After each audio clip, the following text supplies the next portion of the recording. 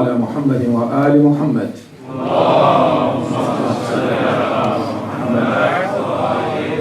Kindly let's recite Surah Al-Fatiha for the parent of Brother Amir and Sabdar.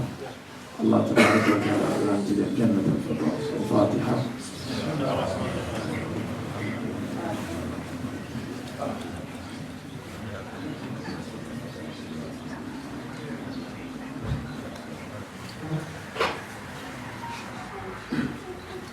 أعوذ بالله من الشيطان اللعين الرجيم.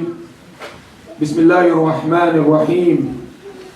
الحمد لله رب العالمين الذي علا في توحده ودنا في تفرده وجل في سلطانه وعظم في أركانه فطر الخلائق بقدرته ونشر الرياح برحمته ثم الصلاة والسلام على أشرف الأنبياء والمرسلين حبيب إله العالمين أبي القاسم المصطفى محمد. اللهم صل على محمد وآل محمد. طب القلوب ودوائها ونور أبصارها وعلى أهل بيته الذين أذهب الله عنهم الرجس وطهرهم تطهيرا. اللهم صل على محمد وآل محمد. قال الله عز وجل في كتابه الكريم بسم الله الرحمن الرحيم يا أيها الذين آمنوا اتقوا الله وكونوا مع الصادقين آمنا بالله صدق الله العلي العظيم. صلوات. اللهم صل على محمد وآل محمد. For the love of Bibi Fatima, with the loudness of our voices, صلوا على محمد وآل محمد. اللهم صل على محمد وآل محمد. First of all, we thank Allah subhanahu wa ta'ala for giving us this opportunity and this moment in these days and night of Fatimia to remember the Lady of Light and to take a lesson or two from her and to sincerely and humbly ask Allah tabarak wa ta'ala to give the reward of this majlis to the parent of Haji Amir and his beloved brother Sabdar, and to all our parents, that Allah Tabarak wa Ta'ala forgive them and grant them Jannat al-Firdaus. As you know, brothers and sisters, we are in these days. First Fatimia is already done, and we are heading towards the second Fatimia. So inshallah, my topic of discussion tonight is to take a lesson or two from the life of Bibi Fatima. And I'm going to do it inshallah in the following manners. Number one is to look at the birth and the growth of Bibi Fatima. There's a lesson for all of us to learn. Those of us who are parents and those of us who aspire to become parents in future. And then number two, to look at Bibi Fatima as daughter. And three, look at Bibi Fatima as wife. And last but not least is to look at Fatima as mother. There are so many lessons that I and you can learn from Sayyidah Fatima. And I'm sure you heard this several times. See, when we gather to commemorate or celebrate either the life of the prophets or the lives of Ahlul Bayt or any true and sincere companion of prophets, the idea of coming together to celebrate and commemorate is to learn something from them. And it's not just to learn, but to seek to implement what we learn from them. Once we learn and implement, then our attending to that majlis is meaningful in the eye of Allah Ta'ala. So the first thing is the birth and the growth of Bibi Fatima. This tradition that I'm going to share with you, I have no doubt some of us heard this tradition before. Or maybe you heard part of this tradition, if not whole of the tradition. So kindly pay attention. My first stage of the examination is from this beautiful tradition. And this tradition, interestingly, is reported from the wife of the Prophet, Aisha. Look at the tradition. She said, ما رأيت أشبه بالنبي المصطفى سمة وهديا وحديثا من ابنته فاطمة. Then she said, كانت إذا أقبلت قام إليها وقبلها فقلت له يوما لما تقبلها وهي مرأة فقال الرسول إنها من ثمرة الجنة. Then he said لما عرج به إلى السماء تناولت ثمرة الجنة ولقيت خديجة فحملت بفاطمة وكلما اشتكت إلى رائحة الجنة شممت فاطمة الزهراء. Kindly pay attention to this riwayah. There is really beautiful lesson to learn from the birth and the growth of Fatima. And this lesson is a lesson of today. We need it in this day and age. If we are to build strong, successful community, if we are to build faithful community, if we are to build healthy community, here is a lesson for us to learn from the beloved daughter of our beloved Prophet.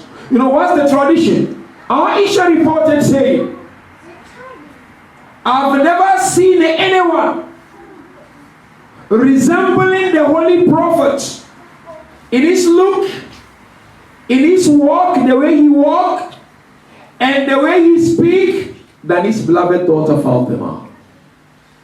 Then she said, whenever Prophet would see Fatima coming, he would stand up, walk towards Fatima, and he would kiss Fatima and make sure he sat her where he was sitting.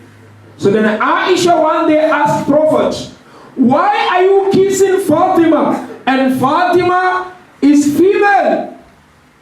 Then Rasulullah responded, Innaha min thamaratul jannah.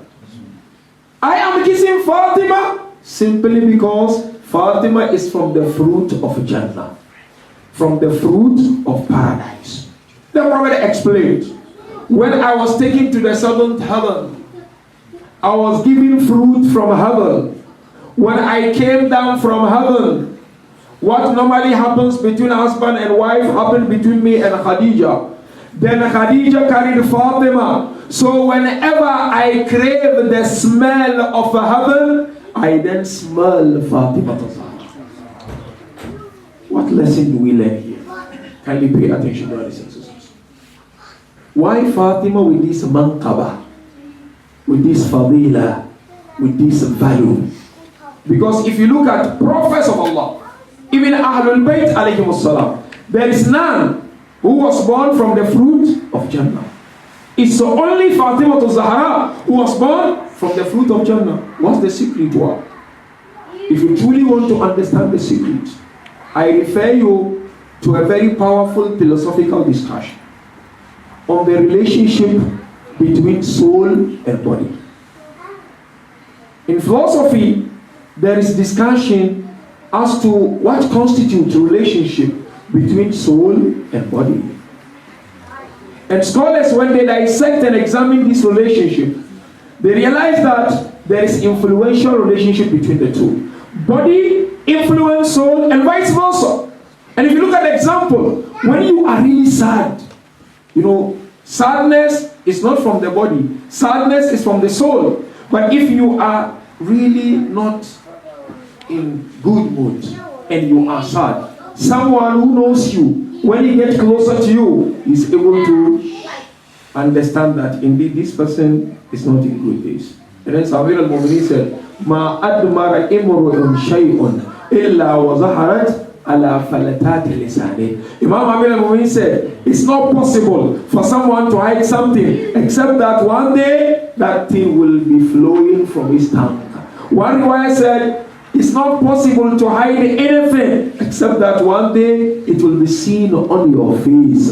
So therefore there is that relationship. If your soul is in trouble, your body responds to that trouble. Likewise, if your body is in pain, your soul also suffers the pain. So therefore there is that correlation, relationship of influence between soul and body. If you are in good mood, your body relaxed. If you are in bad mood, your body doesn't relax.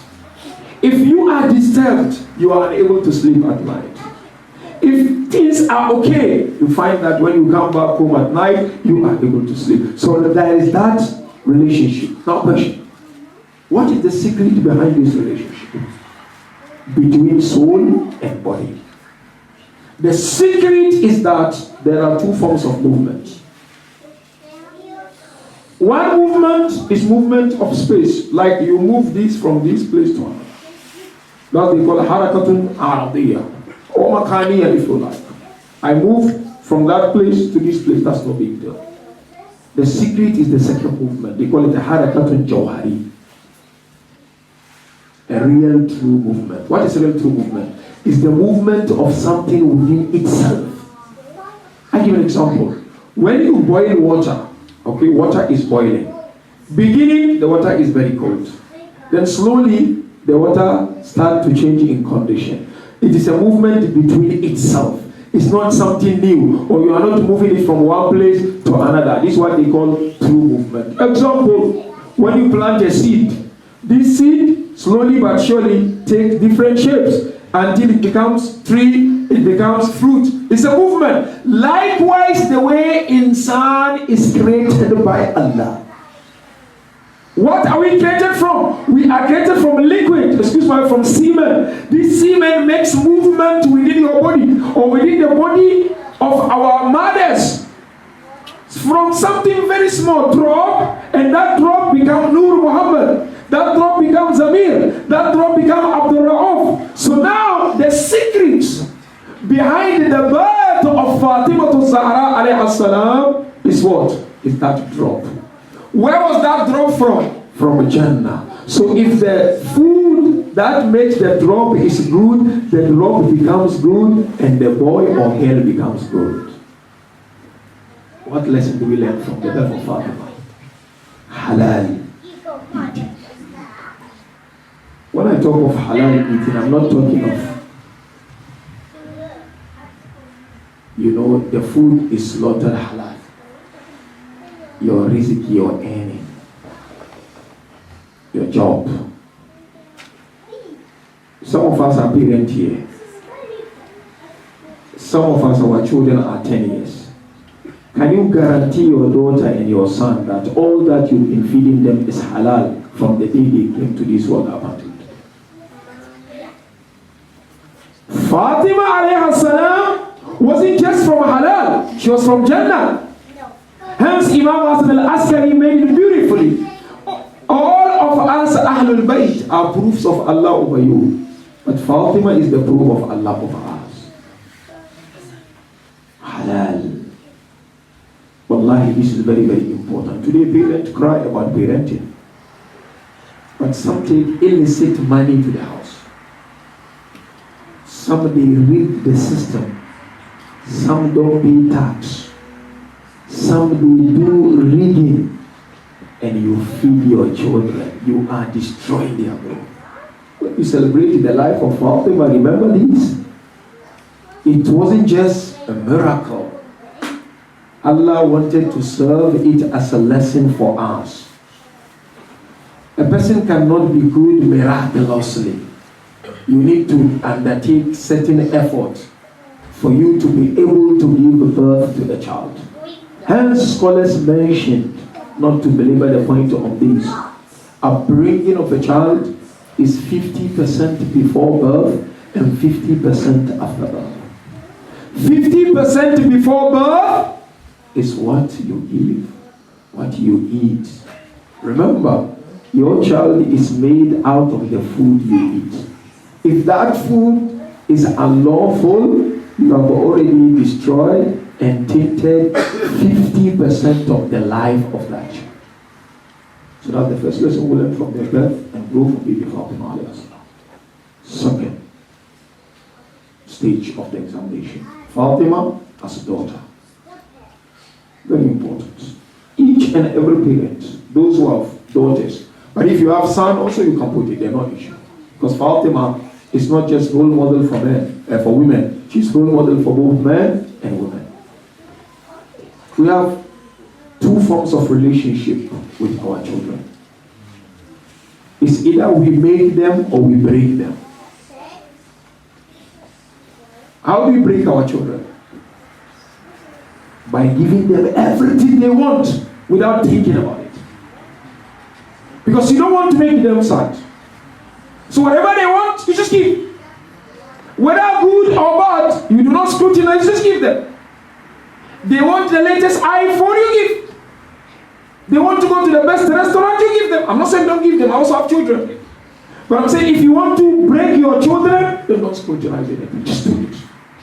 Because you don't want them upset. You don't want them to be sad. You're breaking them. To make your children, you need to be a calculated family, a calculated father or calculated mother. Well-informed father, well-informed mother. If you look at the relationship between the Holy Prophet and Bibi Fatima, how did Rasulullah bring up Bibi Fatima? He made Fatima. He did not bring Fatima to Zahra. Hence, Fatima would replace Khadija without feeling anything. Why Prophet would call Fatima, you are the mother of my father? Because what a child gets from his mother, Fatima gave it to Rasulullah. He brought her up in such a way that he developed her capability. He developed her personality. Rasulullah was much concerned about the education of Fatima to Zahra and her faith and iman in Allah Tabaraka wa Ta'ala. Hence, he led Fatima by an example. You know, today scholars always mention, if you really want to break them children, lead them with bad examples. How do you lead them by examples? With bad examples. Because children, they learn from your action more than from your words. They learn from you can quote Quran than anyone. If your action is against Quran, they will follow the action and forget. You know, we break them. We tell them go to madrasa, but you hardly recite Quran in your house as father. You tell them pray, but you do not pray yourself. You tell them respect, but you sitting next to them and you are gossiping. Rasulullah led Bibi Fatima, of course she's Masuma, but he led her through good values and good examples. And that is the best way to teach our children, especially in this day and age. Young parents, this is very, very important. Teach your children through examples. At-tarbiyah they call غير مباشر, indirect way of upbringing. You don't want them to watch certain movie, sacrifice, don't watch. Although your age allows, but don't do. You want them to love Rasulullah and Ahl al-Bayt, let them see you going to the mosque, attending those majalis, honoring and respecting Ahl al-Bayt. Slowly but surely, Allah will soften their heart towards Ahl al-Bayt alayhi wa sallam. Rasulullah built Fatima. Hence Fatima al-Zahra. When Abu Jahl, you know very well, one day Rasulullah went to Kaaba to go and worship Allah. When Rasulullah entered, Abu Jahl was standing with his people. He called out, who amongst you will go and disrupt you? So one of them, Ibn Za'bari, said, I will go. Then Abu Jahl told him, wait. The moment he begins, then go there and start disrupting him. Rasulullah began to pray. He went down prostrating. Abu Jahl asked Ibn Za'bari, go. He went, you know what he did. One narration mentioned he had blood and he poured the blood on the back of Rasulullah. And when he poured the blood, Fatima asked, what did she do? She cleansed it, she cleaned everything. As she was cleaning, they were standing somewhere, clapping and laughing at Fatima al-Zahra. But Rasulullah built Fatima. Hence, when he would go out, the last person to see him off would be Fatima. This is how we should be with our children. Wallah. If that's not happening, then it's a concern. Believe me or not. And when he would come back to Medina, narration mentioned, he would first go to the mosque, he would pray and thank Allah for the journey, then he would go to the house of Fatima. Then from the house of Fatima, he would go to the house of either of Salama or any wife that would be with her on that night. So hence, Fatima as a daughter, Rasulullah brought her up with the understanding that she is Sharikatul Hayat. She is partner in building life and civilization. So therefore, all of us, we owe it to our children, to our daughters, to our sons, to emulate the footsteps of Rasulullah. Challenges of today are more than the challenges of yesterday. Your children need you to invest those values in them. If you do not have the value, your children will not have the value. That's number 2. Third stage, Fatima as wife. And this also goes to not only wives, but wives and husbands. And to all those who are aspiring to get married, learn from the door of Fatima. How was Fatima as wife? Well, I believe if we can learn, I was asking what we did before yesterday in Birmingham. Do we think Fatima is outdated? I was asking them. So why we don't learn from her? We only Fatima, but our life doesn't show Fatima. She's not outdated. Why somebody is your role model, not Fatima? Why when a celebrity appears on television, you get fascinated, but you are not fascinated by Fatima? Why our marriages are not like Fatima marriage? What stops us from learning from Bibi Fatima? When physically and spiritually she was the most beautiful. So learn from Fatima as wife. But I said as men, we also learn from her relationship with Amir al-Mu'min. So let me just add something here to make it more interesting and to put things into perspective. You know, there is a research among scholars. This has been going on for many years. Eastern and Western scholars. As to what is the yardstick to measure the success of every marriage.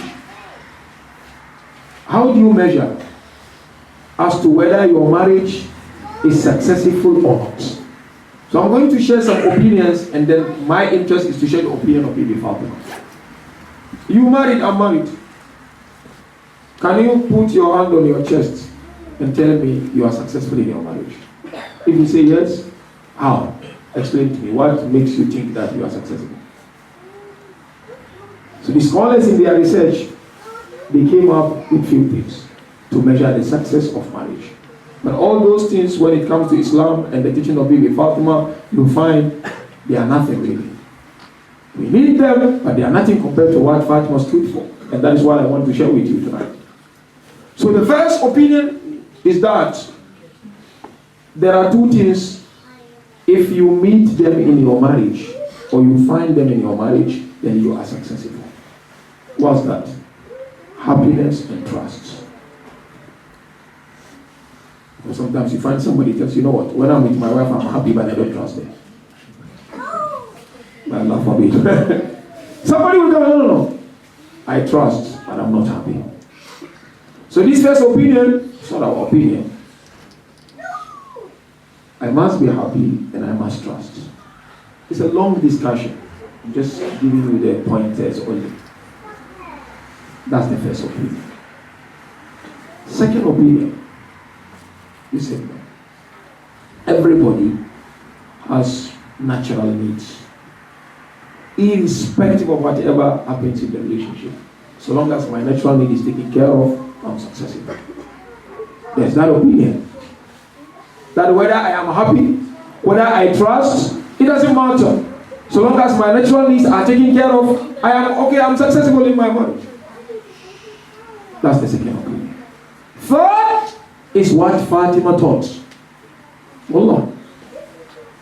Fatima, the daughter of our beloved Prophet, taught us yardstick to measure the success of our marriage And if you take the marriage of Imam Amir al-Mu'mineen and that of Bibi Fatima on board, you will always be happy. Your marriage will be like the first day of the contract.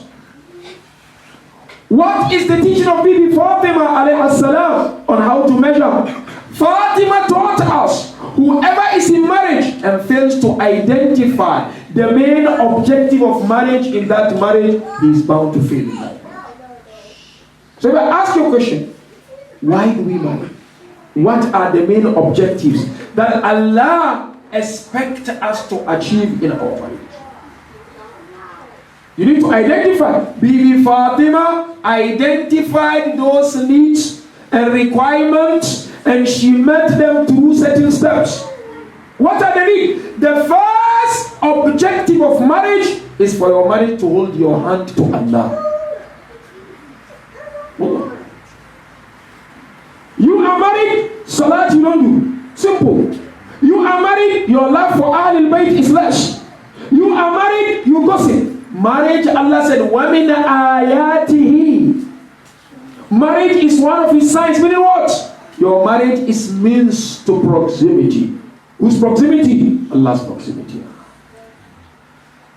Your wife is your perfecter and you are a perfecter. And at the same time, you are perfected and she is perfected. That's what love in marriage is all about. The second objective of marriage, Bibi Fatima identified that before she got into that marriage with Amir al-Mu'mineen. That you produce pious children, God-loving children, children who recite Quran, children who recite Mankabat for the love of Ayam, children who remember. I'm not saying those who don't say they are bad, no, but this is the quality that Ahlul Bayt alayhi salam want us to instill. It's difficult, I know, but we need to keep doing it. You and your wife must lead your children by example, and eventually your children will follow suit. Today we have madrasa once a week, but people still don't go because they are too tired. Bibi Fatima identified that no, one main objective of marriage is what? Is to give the world the Hassan, Hussein, Zainab and all. Very important. Wallahi. Today we are happy when we remember Imam Hussein, isn't it? We are happy when we remember Imam Hassan. We are happy when we remember Zainab. We are happy when we remember Kulsum. It did not come or happen overnight. It was through determination and effort. You need to reform yourself if you expect your children to be reformed. So Bibi Fatima realized that one main objective of marriage is what? If Allah blesses me with children, those children should represent Ali al-Asghar alayhi salam. She identified that. It's not too late for us to do so. And the third main objective of marriage, you know very well, it's not marriage discussion. It's sukoon, tranquility. There are different ways you can obtain peace in life. One of them is worship. You worship God, God settles in your heart. Another way is marriage. Marriage. You find people, they are married, but they want to go home 12 o'clock. Why? Because I want, by the time I go, she's fast asleep. I mentioned this many times. No, I want by the time I go home, he's sleeping. Because when the moment he enters, he shouts. And I can't handle that face when he's not happy. No, marriage is sukoon. Allah said to dwell in them. How did Bibi Fatima do? This is my point. Let's take one or two lessons from here. Allah. Number one. ركزت على العطاء لا على المادة. Fatima focused on reaching Allah and not on material.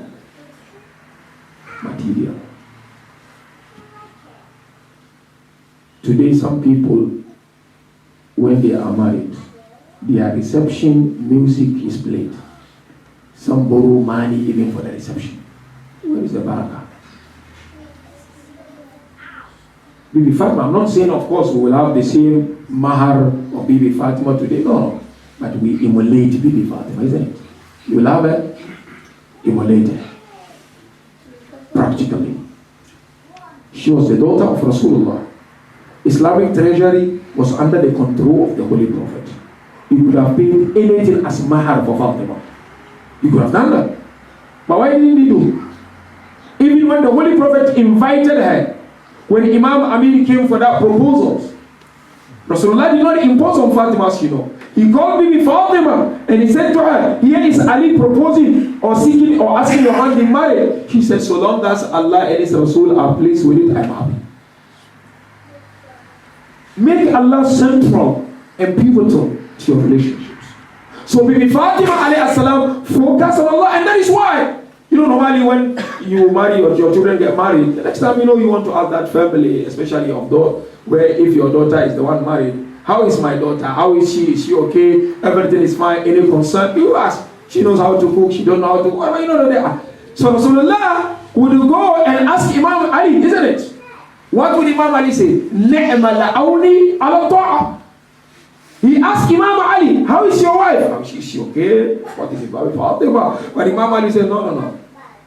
Blessing of Allah, be on assistant to be more obedient to Allah. Meaning Fatima, she was vehicle for Ali to become more obedient to Allah. So number one, in your marriage, stand up, rise up in the night, you and your wife pray together. When last did you pray together with your wife? Pray together. It brings blessing. Sit together in dining or around that dining table. Open up Quran and recite one ayah or two ayah for the barakah of that marriage. Before you eat, tell your children, your wife, raise up your hands. Let's make dua. ركزت على المعنوية والعطاء لا على المادة. Fatima al-Zahra focused on spirituality and seeking nearness to Allah. We need to do that. It's time, especially in this day and age. But she's not only focused on that. The second factor that Bibi Fatima focused was at-ta'awun. Mutual assistance for one another. They help each other. Imam Ali supported Fatima and vice versa. You are working, you bring in money, but that's not enough, isn't it? That's part of it. You need to support each other. Of course, it depends on individual circumstance, but still, let's emulate Imam Ali and Fatima. Fatima will do the chores in the house, and Imam will go out and bring water that time, isn't it? These are our leaders. Why don't we learn from them? If we truly want to be successful in our endeavors of marriage in this world. That's number 2. Number 3, they respected each other. Today some don't know how to talk.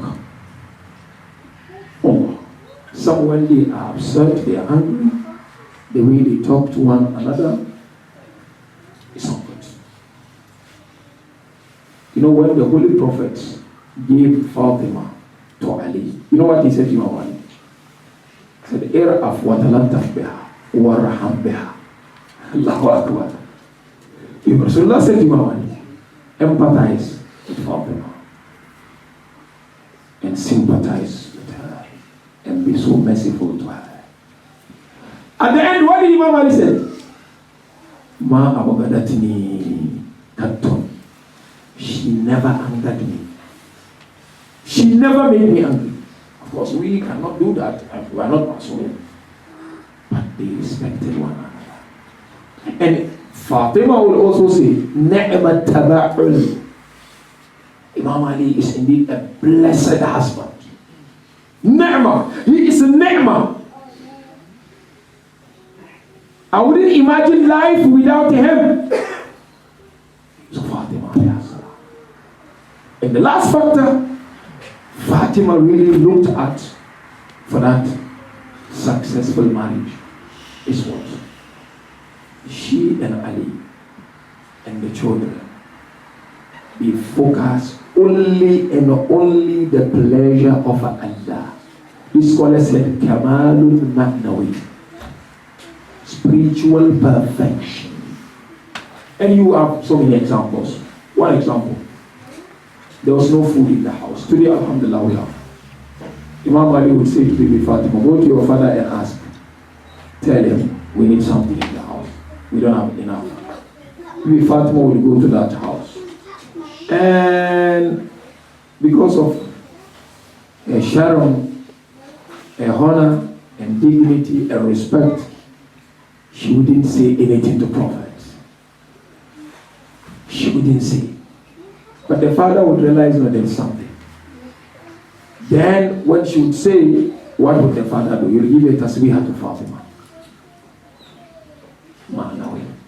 And she was happy with that. She would come back. There was a time she went. The father told her, alayhi bi sabri ya Fatima, be patient. She went to Imam Ali. Imam Ali asked her, what? Have you gotten something? He said, no. I went looking for dunya, but I came with akhirah. So the same thing, we need to have focus. What is it that you and your wife want to achieve in your marriage? You want to seek Allah. You want to seek Allah. And the last point is what? Fatima as mother. Mother, we touched on some of it earlier on. How did she bring up Imam Hassan and Imam Hussein and believe in them? How did she do it? Her first son, who was her first son? Imam Hassan. Gave her CV. Today, unfortunately, I look for my friends to tell good about me. In the house, I know he will not say something, or she might not say something good about it. If you are a good father, the first person to give account of who you are your children. What did Imam Hassan say about his mother?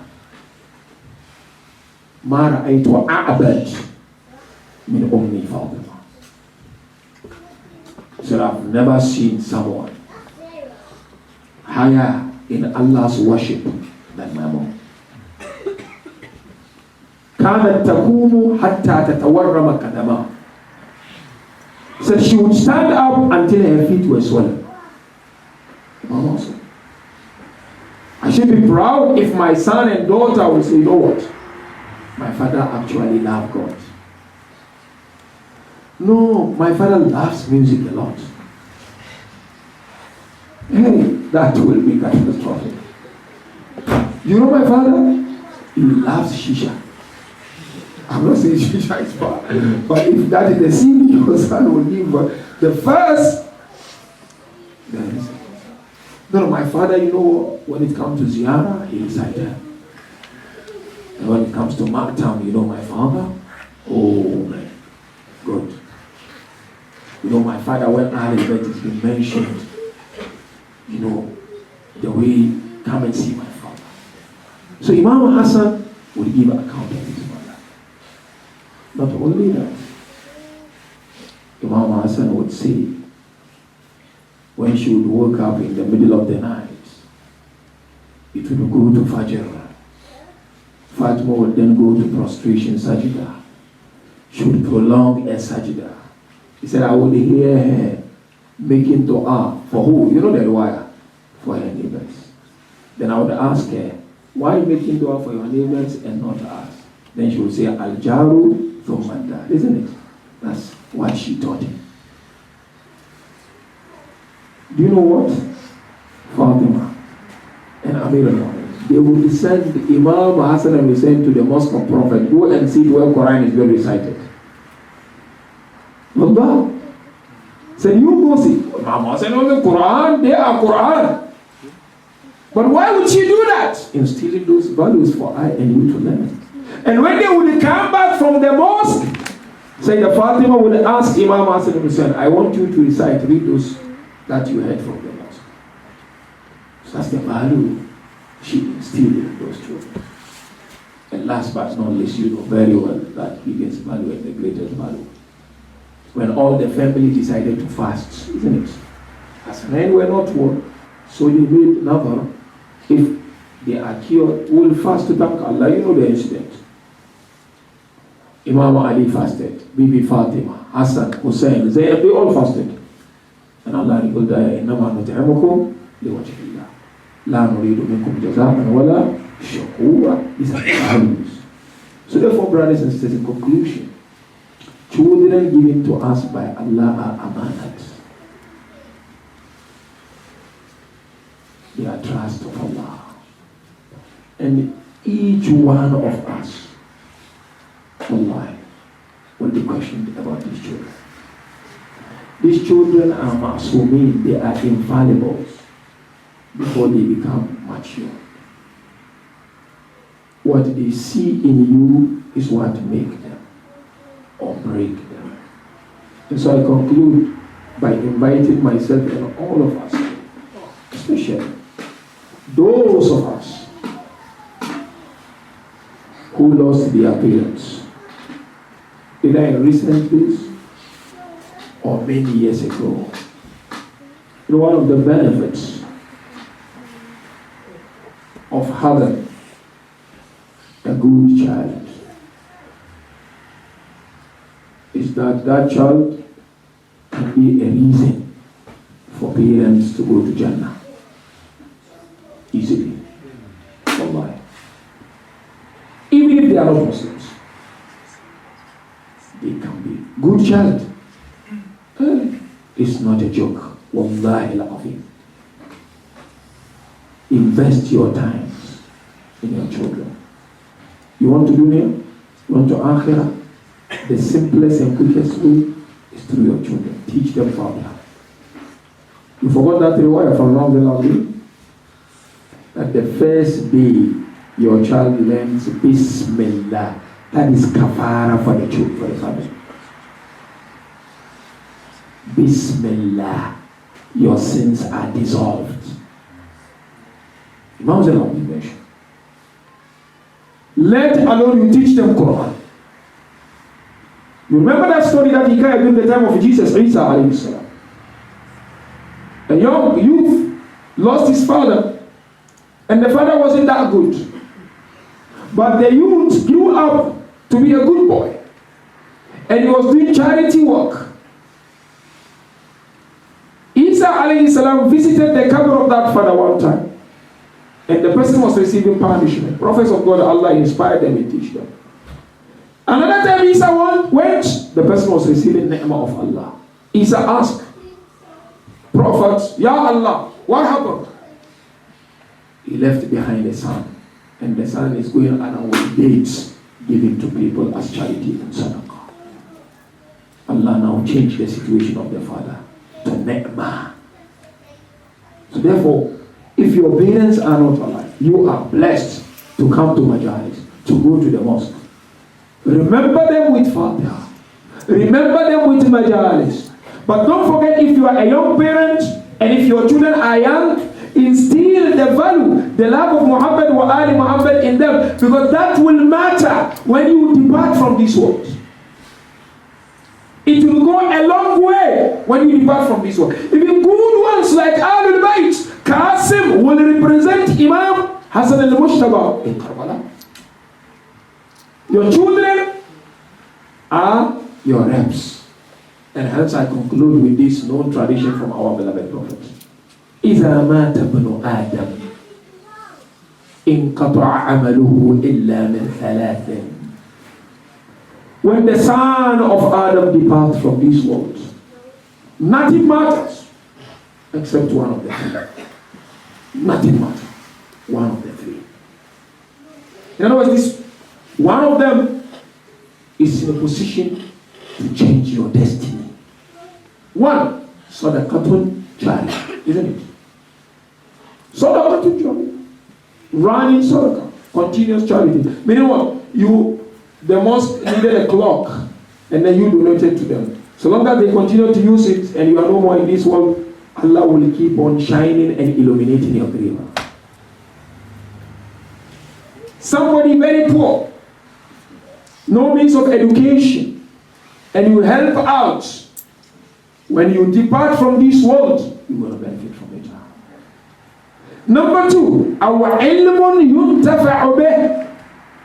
Knowledge Allah blesses you with, and you impart, you teach for the sake of Allah, to create awareness, to eradicate ignorance. Wallah, it will not go asking. So when they call you, come teach Quran, come do, wallah, rush to do, it will matter what. The last one is what we are discussing. أَوْوَلَدٌ صَالِحٌ يَدْعُو لَهُ. Or you leave behind a good child who remember you with dua. So therefore what we are witnessing tonight, of course marching with Ayam and Fatimia, Hajj Amir and his brother, Safdan, is the sunnah of Prophet alayhi salam. If your parents are no more, remember them. If you cannot have majlis like this, when you pray, remember them.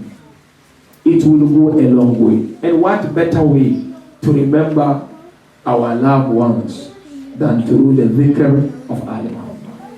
And so therefore we conclude, inshallah, mu'mineen and mu'minat, by kindly requesting all of you to take your hearts to the holy city of Medina.